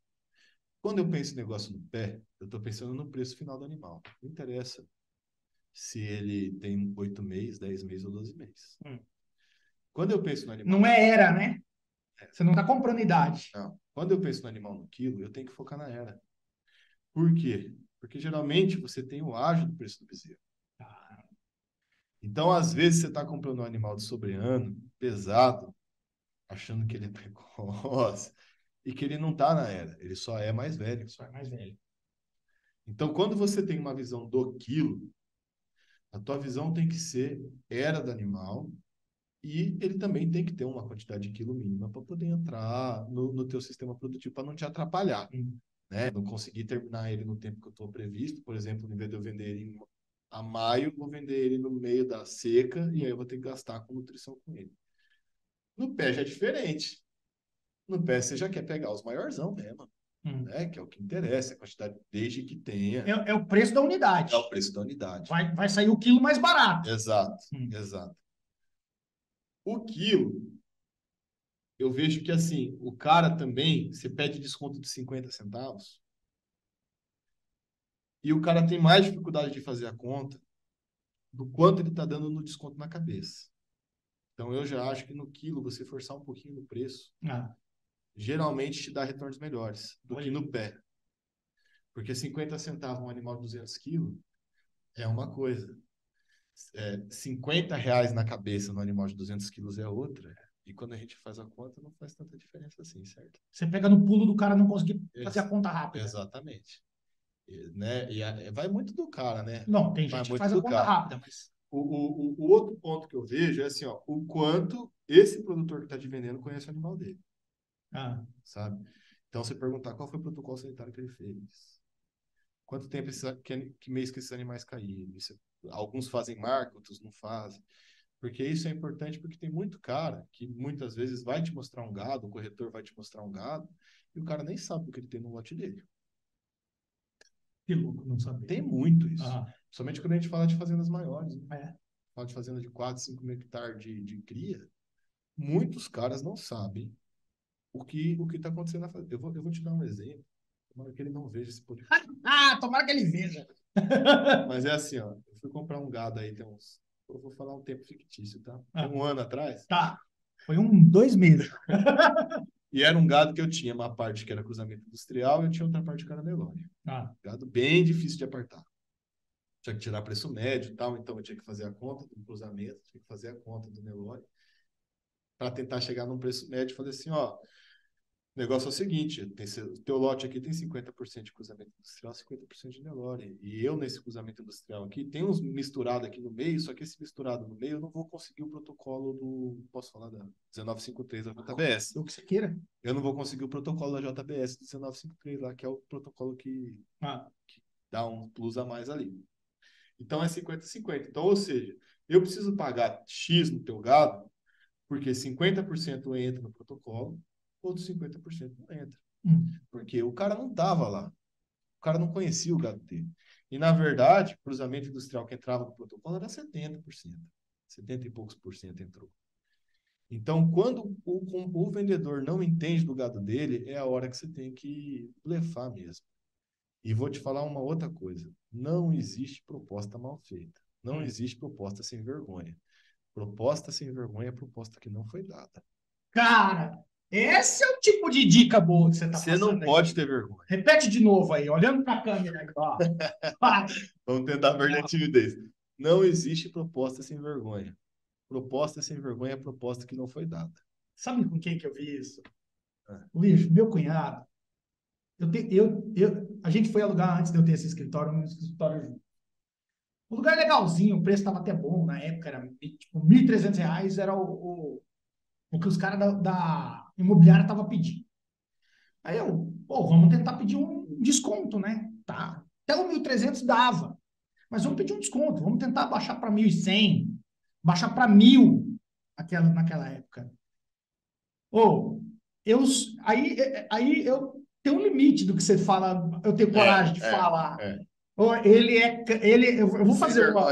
Não, ele foi lá e mandou 650. E ele fechou por 730. Cara, eu falei, não, Marcelo. Então, tem coisa que eu. O cara depois, sei lá, falar, vou falar. E depois, se ele falar que é 800, nós vamos ver. Se fechar em 1.000, nós vamos fechar. Mas ele mandou, cara. Aí eu falei, eu ainda tenho dificuldade de blefar tão forte, sabe? Mas eu falo assim, eu gostei do que você falou de que não existe proposta. Não existe proposta ruim. Proposta ruim é aquela que não foi dada. Tem medo de falar. Proposta ruim é a que não foi dada. Mesma situação quando eu casei com a minha mulher. A Fran tinha muita dificuldade. Hoje ela está muito melhor, tá? Não tem dificuldade de negociar. Pô, ela nunca pedia desconto. Ela chegava numa loja, quanto que custa essa caneca? Ó, custa 10. Ela arrancava o dinheiro e toma. 10. Você faz a conta no final. Meu final, amigo, eu cheguei para ela e falei, como que você pagou sem... Como que você pagou sem pedir desconto? Ah, não sei o que. Ela falei, não, chega lá, ninguém vai morrer. Ninguém vai morrer. Tudo pede desconto. Isso vale negociando comigo. Tem hora que eu acho que é pertinente, depende da negociação. Exatamente. Não é? Exatamente. Sabe? Tipo, depende do nível de proposta. Você tem que ter a sensibilidade de entender também para o cara até que ponto vai. Lógico. Mas, por exemplo, vou te dar um caso que você vai lembrar dele, porque nós falamos dele no ano passado. Eu te mandei uma foto da bezerrada, que era top demais. Acho melhor bezerro, não é melhor, né? Melhor é aquilo que se enquadra melhor. Mas é o bezerro mais bonito que eu já comprei. Vamos falar assim. O cara tinha lá a fazenda era uma parte era do fulano A, outra parte era do fulano B. Eles produziam juntos. O fulano A concordou no preço que eu passei. O fulano B não concordou. Estavam brigando, estavam separando a fazenda, né? O lote lá era 220 cabeças. Geralmente você vai fazer uma parte, vai tirar 10%, tirar 20, 22 cabeças. Aí eu cheguei pro fulano A, fulano A tava puto, fulano B. Falei assim, ó, então eu vou levar só o teu, certo? Só, então são 110. Isso. Eu junto aqui, então, eu tiro 110. Tá apartando 50% do lugar do cara. Nossa. Ele falou, senta o pau. Sentou na cabeceira. Só peguei cabeceira. Deu 270 quilos. Ele não caiu a ficha de que ele estava largando? Ele não estava lá, tio. Ele não estava lá. Não. Deu 270 quilos de peso médio. Comprando bezerra. Você tinha que ter pego metade da cabeceira e metade do fundo, se fosse o negócio. Mas o certo era ele pegar, né? Tirar a cabeceira meio fundo dele lá, ou cabeceira de fundo, deixar uma parte meia lá, e falar, ó, você vai tirar tantos de cabeceira, tantos de meio, tantos de fundo. Eu tava com aquele negócio na cabeça, eu vim da briga dos dois ali, os dois se xingando no telefone. Falei, cara, assim, com todo respeito, eu defendo o meu negócio, né? Eu vou te falar uma coisa. Você falou dessa parte do xingando, de não sei o que lá. Esses dias atrás, eu não sei com quem também que eu estava falando, e como que situações tipo essa, de briga, ou de instabilidade, ou de pessoa nervosa, toda vez elas são vulneráveis. Porque no mundo de negócios, que é o que a gente está, quanto mais racional eu sou, menos extremo, eu não sou nem o sofrência e nem o agressivo, na verdade, você não consegue me mapear. Você está entendendo o que eu estou falando? Tipo assim... É que as pessoas não são preparadas para o mundo de negócios. Essa é a parada. Porque daí, você viu uma briga, cara, lá, oportunidade. Aqui dentro dessa briga tem negócio. É você olhar e falar, opa, peraí. Dentro do outro lado, dentro do cara que está apertado, está chorando, está contando da vida dele, está lá, ele mostrando a vulnerabilidade dele para cima. Exatamente. Aí na hora que eu vi aquilo lá, eu falei, não, então eu tiro 110 e 220, é isso? Ele falou, é. Falei, então tá bom. Ele virou as costas, saiu, deixou o capataz lá. Obrigado, Deus. Aí o capataz chegou e falou pra mim, mas você vai tirar a 110 das 220? Eu falei, foi o que ele falou? Ele já tava meio também. O capataz também já entrou na dança. Porque fica na briga, ele é capataz de dois. Então, assim, um manda uma coisa, o outro manda o outro. Aí ele pegou e falou, então toca o pau. Aí ficamos até 10 horas da noite. Então, com cerveja capataz, que esse merece. Cara, assim, merece nada, cara. Merece. Olha, Miguel, é outro negócio. E o que mais de dica que você pode falar de negociação? Cara, eu te falo assim, coisas que você tem que se atentar na hora da compra, né? Você sempre também se preocupar, quando você for comprar lotes que sejam múltiplos ao tamanho das cargas, para que você consiga maximizar o teu custo logístico. Esse é um ponto muito Pesa, importante. né? Você diz. Pesa, isso pesa e pesa muito. Então, se eu tô lá com um truquezinho que cabe 35, 40 novilha Hum. e eu compro 16, Pô, pensa que o teu custo, em vez de estar sendo diluído em 40, está sendo diluído em 16 não ali. dá. Você tem que fazer múltiplos. O mínimo que você tem que fazer é pegar essa diferença logística e negociar com o teu vendedor. Hum. Você chegar e falar, ó, eu compro, compro, só que é o seguinte, em vez de eu comprar, se eu fosse um fretinho normal aqui, ia dar R$ 30 por cabeça, tá dando 60, você vai dar esses 30 de desconto? Você joga na mesa. Joga na mesa para Ah, poder fazer negócio. porque senão você está me ofertando um pouco gado demais. Porque senão o cara, Eu não o tenho barato frete para fica isso. caro, porque você tem que contemplar todos os custos. Você tem É o que custo colocado na fazenda, né, Miguel? Exatamente. Você tem que contemplar o custo sanitário, se o cara não fez o que você vai ter que fazer. Você tem que contemplar a logística disso daí, o corretor que vai entrar. Então, a conta do teu gado não é só a conta do que o cara está te vendendo na cabeça. Não é o que você pagou para ele, Exatamente. é o entregue em casa. É Exatamente. Processado já, final. Exatamente. Uma outra coisa também, que também vem de encontro com isso, é você tentar criar, dentro daquilo que você tem de controle, um histórico das compras dos seus animais, para que você consiga ter produtos mais adequados ao seu sistema, né?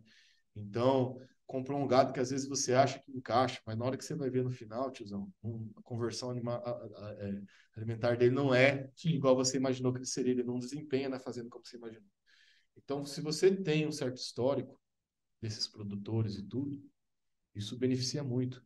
E esse histórico ao longo do tempo também te beneficia que você negocie direto com aquele cara. Tem muitos caras que eu entrei com o corretor, mas que depois do tempo, com relacionamento, com desenvolvimento, o corretor sai de cena e entra você diretamente com o cara. Então são coisas que favorecem muito. Então quando você soma, tudo isso vale muito a pena. A outra questão que a gente estava falando é você apartar fundo e negociar o fundo apartado. Então fiz uma parte. Mas você não falou que você tinha pretensão de negociar. Não, momento nenhum. Ó, Chega lá, vou dar uma apartada. você tem que parecer zagueiro feio, entendeu? Zagueiro feio. Zagueiro bote para Amaral, você não sorri. Nossa, velho. É verdade? Você não sorri. Ah. Você não chega lá e mostra pro cara que você está gostando do produto dele. Chega lá, olha, fala de canto, chama um, chama outro. Se tu já decidiu da compra... É jogar poker, né? Truque. Sabe por que eu sou péssimo no truque?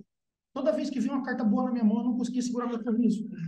Nunca, tem que velho. segurar um pouquinho. Eu sou ruim no baralho, eu não jogo Então, baralho, eu tenho pavor de baralho. Eu não consigo, eu fico feliz que eu tô com carta boa. Segura a decisão da negociação, deixa o cara falar. É. Faz a proposta. Deixa ele contar a vida dele. Você participou comigo daquela negociação lá. Sim. Que nós fizemos. Eu passei a proposta pro cara, ele ficou 15 minutos. Se você está um pouquinho mais antecipado, você já vai e fala: ah, mas vamos rachar, vamos fazer tal coisa, vamos fazer outra coisa. Deixa o cara, deixa ele no tempo dele. Deixa ele se mover. Analisa o tempo das pessoas. Exato. Você deu o seu passo, deixa ele dar o dele. Tem gente que é mais sanguínea, igual esse papo de cavalo, né? Eu gosto dessa palavra sanguínea, mais quente. Tem gente mais quente, tem gente mais calma. Exato. Analisa o tempo dessas pessoas. É igual eu com fome, cara. Eu falo pra minha mulher, cara, eu sou gordo. Não me pede nada, velho, quando eu tô com fome e eu tô nervoso. Ah, mas eu queria que você vê uma coisa comigo. Filha, não é a hora mesmo, pra nada. Então você tem que fazer isso na negociação. Exato. Tem hora que você tem que dar o espaço. Você tem que deixar ele tomar a decisão. Se você for comprar no quilo, aí também vem uma estratégia de, às vezes, você segurar um pouquinho o animal no curral, tentar dar uma passada, 2, 3, para poder perder um pouquinho, cagar um pouquinho, mijar um pouquinho. Demora, você chega atrasado da hora que você marcou? Olha, eu não gosto muito. Porque é foda, né? Eu acho um pouco de desrespeito. Eu não gosto que as pessoas... Eu não gosto de esperar ninguém, entendeu? Sim. Então eu também não gosto de fazer os outros esperar. Mas você pode tomar um tererê com a pessoa. Você pode conversar com a pessoa. Você pode... Conversa da fazenda, você já tá lá. Você pode começar uma parte antes de pesar, quando você compra no quilo. Então, em vez de você ir apartando conforme pese, vamos apartar primeiro. Vamos tirar lá fora. Aí, ó, posso tirar 2 vezes? que daí eu forço mais a primeira tirada para depois ter uma visão melhor. Sim. Isso hoje é uma das coisas que eu mais faço.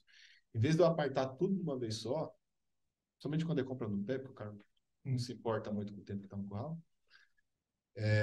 eu tento fazer a maior quantidade de aparte possível. Você passa a cabeceira, depois passa ela de novo. Você passa o meio, passa ele de novo. Para ter a Passa certeza fundo, que o passa. fundo é fundo mesmo. Porque Ah. quando é cabeceira, é fácil de você ver. Sim. Aquele animal destaca. Beleza, cabeceira, cabeceira. Agora, o meio e o fundo, dependendo do lugar do meio, porque o meio também tem um intervalo, vamos falar assim, de 200 a 180 quilos é meio. Esse intervalo, quando você está na correria do curral, ela passa batido. Eu vou te dar uma ideia. Passa batido. Eu vou te dar uma ideia de conteúdo muito massa aqui agora para você produzir um vídeo para canal e tudo. Você tem que arrumar uma GoPro igual a minha, cara, e você tem que fazer uma filmagem de você indo lá, desde a hora que você chega no curral, olhando um lote, fala, agora eu vou apartar, tô apartando isso aqui não, depois, ó, isso aqui é fundo, isso aqui é meio, isso aqui é cabeceira. Isso é um vídeo legal. O passo 3, que é o que eu estou colocando agora no Instagram, ele é a análise do lote. Aí eu vou filmar. E aí, ó, tá vendo? Eu falei, ó, em vez de eu ficar falando, porque os 2 primeiros passos são coisas que você faz no escritório. Então, fez sentido eu gravar no escritório. Mas o passo 3 é na fazenda. Então, eu vou mostrar a negociação, só que eu não sou high-tech tanto assim, eu estou só no celularzinho. Beleza, vai no celular. Mas depois eu vou investir numa GoPro. Eu acho que vale muito a pena porque as pessoas terem uma visão melhor. Porque a negociação, ela é ensinamento, né? Você precisa... A primeira vez vai ser mais difícil. A segunda vai ser mais fácil. A terceira mais fácil que a segunda. Então, se respeite, entenda seu momento, saiba que você está começando, mas já preserve os seus princípios. Preserve seus princípios. Sabe? Então, nesse caso do aparte, eu gosto de apartar bastante mesmo. E quando... Desculpa aí. Vai lá, vai lá. Então, eu gosto de apartar bastante. É uma coisa que eu forço e isso tem me ajudado a ter garantias de que eu estou tirando o fundo do fundo mesmo. Porque esse próprio fundinho no final, quando o animal sobra 10 quilos de um lado para o outro no visual, às vezes fica difícil. Porque às vezes o animal ele é mais largo e aí ele é mais alto, você acha que ele é pernudo, mas ele tem caixa. Então, eu gosto de apartar bem. Eu queria terminar aqui nossa conversa, porque senão o tempo vai ficar eterno, que é bom demais conversar. Com 2 perguntas extremamente pertinentes. Tá. Primeira pergunta. Existe diferença entre época do ano? Existe uma melhor época para comprar? A melhor época para comprar? Cara, agora em maio é o período em que você tem a maior oferta de animais, mas em abril eu costumo ter os melhores animais na minha região, porque é o pessoal que desmama do cedo, que eles falam. Agora foi em abril. Segunda vez já que eu... Então, em abril, para mim, para eu que compro desmama, em teoria, é a melhor época. Mas a verdade é que gado bom tem o ano todo. Tem o ano todo? Tem o ano todo. Se bater porteira, gastar gasolina, acha? Tem que bater porteira, tem que gastar gasolina. Às vezes você vai encontrar um animal que está um pouquinho mais eradinho, mas... Uma coisa é gado bom. A outra coisa é preço, muda de acordo com o ano? Também como uma época ideal? Também. Essa época de maio agora, como é uma época que a turma tem um volume de oferta maior, é uma época que costuma sobrar um pouco mais. Eu acho, aí vem uma particularidade, que esse ano vai ser um pouquinho diferente. Pelo seguinte, a gente tem 9 estados agora livre da fitose. Sim. Certo? Muita gente que desmama em maio, pela obrigatoriedade da fitosa, pode segurar pelo momento ruim do preço. Do preço. E não tem que trazer o gado no curral, porque não tem a fitosa. Não. Aí, um pouco para frente. Aí é um palpite. Por quê? Choveu bem. Na maioria das regiões do país, choveu mais do que a média. Olha a análise de cenário que tem que ser feita, né? Então choveu mais, está todo mundo sobrando passo. É só você rodar aí, olha teus vizinhos. Sim. Você vai ver que tá assim. O cara não precisa vacinar. Então ele pode segurar um pouquinho. E agora, para ele não está retendo fêmea, porque agora não é o momento de reter fêmea. Então, você tem o bezerro, que geralmente você não, em junho, o normal de fêmeas, pessoal que compra fêmea aí sabe, em junho já é um pouquinho mais difícil você achar o cabeceira. Eu acho que vai ter muita cabeceira em junho. Sendo transportada um pouco para frente. Porque o cara vai segurar. Vai atrasar um pouco, você acha? Eu acho, porque o preço está ruim, está sobrando passo. O MS está com o preço mais caro, na verdade. Estamos falando muito do MS. O MS lá atrás... Nesse momento já está com preço baixo pra caramba. que também foi muito na tua região, uma seca violenta, lembra que, Foi. meu, A gente foi. teve 5 geadas seguidas. E Seguidas, o seguidas. aquela tua região, o preço estava lá embaixo, mas o MS, de uma maneira geral, estava muito baixo. É. Hoje, e a gente analisa isso a cada 15 dias, o MS está com 1 quilo, ele está com um preço mais alto Tá. comparado com outros Hoje estados. o novilha se encontra aí a 9,50 Então, quilo. e aí, é louco isso daí. O MS, até por causa da chuva e tudo, ele está tendo um poder de retenção. Tá. Que Tirou não a vai, fitosa, o povo está segurando. que não vai se sustentar. Ah, eu achei que eu ia comprar tão barato. Não vai, mas vai cair, porque o cara não tem O como. cara não vai sustentar. Aí quem fez previsão de pastagem, preparou a área, Você tá vai comprar disponível. mais na seca. É. Então, provavelmente agora, o que nós estamos fazendo agora lá na fazenda? A gente está comprando alguma coisa agora em maio, mas pouca, Pontual. pontual, porque nós já. Resultado da nossa venda de abril que foi boa, Sim. porque foi aquela subidinha que teve em abril. Mas o grosso vai ser em junho. Julho, se for o caso, se for agosto. Tudo bem, nós temos caixa, Na hora que, 150, na hora que entrar, vai ter pasto para elas. vai Fica ter tranquilo. fácil. Esse é o segredo, né, cara? Tudo começa lá em ter comida. Exato. Tudo começa lá em ter comida. Que é a comida mais barata que existe, a mais eficiente. Né? Miguel, a outra pergunta, a nossa última pergunta. Você engorda, o invernista de uma maneira geral, engorda macho, engorda fêmea, o escambau. Alguém vai te perguntar isso, por isso que eu estou adiantando a pergunta. Tá. Cruzado ou zebu, ou Nelore? Tem diferença? Quando que eu tomo uma decisão? Sabe? Eles são iguais na tua percepção, sem essa coisa técnica de é a ciência e tal. Estou perguntando pro cara da fazenda. Boi é boi, né? Boi é boi. O cruzado você tem que ter um pouquinho de preocupação com o sanitário. Legal. Né? Que na minha região, que é muito quente também, que é uma região que você tem que ter essa preocupação. Então, tem algumas questões externas que você tem que cuidar, a questão de sanitária, a questão de temperatura. Lá eu não consigo comprar animal puro, né? É só o cruzado mesmo. Graças a Deus. Né? Graças a Deus. Sabe, já deixa pra galera. Deixa pro sul e tal. E lá É. também, o graças a Deus dele não é diferente. Para ele vai. Exatamente. Fala assim, o europeu puro, na tua região, nem sonhando. Não. A gente vai estar lá com os cruzamentos, meio sangue para baixo. Exato. 3/4, 3/8. Né? O que eu vejo, hoje, eu sou muito fã do Nelore, que eu vejo que assim, o Nelore ele é um animal que tem rusticidade. Quando você compra um bom Nelore, tem sido feito um ótimo seleção genética ao longo dos anos, tem se melhorado muito o Nelore. Né? É um animal muito diferente do que era no passado. Do que era o ano passado, do retrasado, não sei o que lá, tem evoluído para cá. Exato.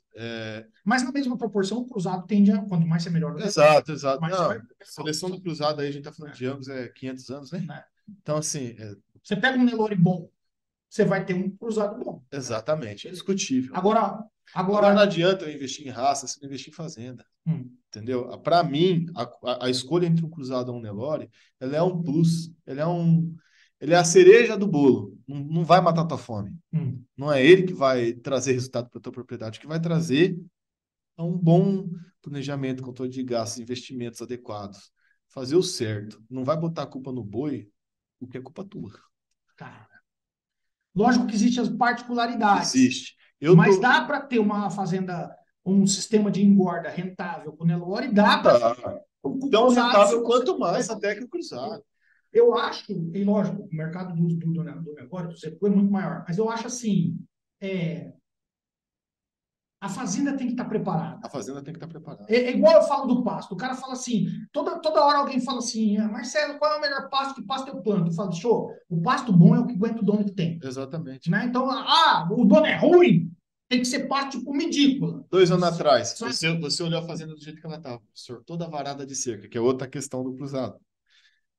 A gente tinha condição de receber animal cruzado? Não tinha, por mais que falasse, não, ganha mais peso, tem heterócito, tem toda aquela matemática. Bicho, vocês precisavam do trator, vocês precisavam do Fusca. Né? Então... O Fusca. É assim, da partida, manutenção de eletrônica zero e vai para frente. O animal cruzado, ele é um processo de tecnificação da fazenda. Agora, você pega lá, uma fazenda bem mais adiantada, porra, ela vai absorver a potência que aquilo pode dar. Aquela conversão alimentar maior que ele vai dar. Agora, se eu metesse um animal daquele, numa fazenda que já não tinha pasto, eu tava cheio de proteinado lá, você lembra disso?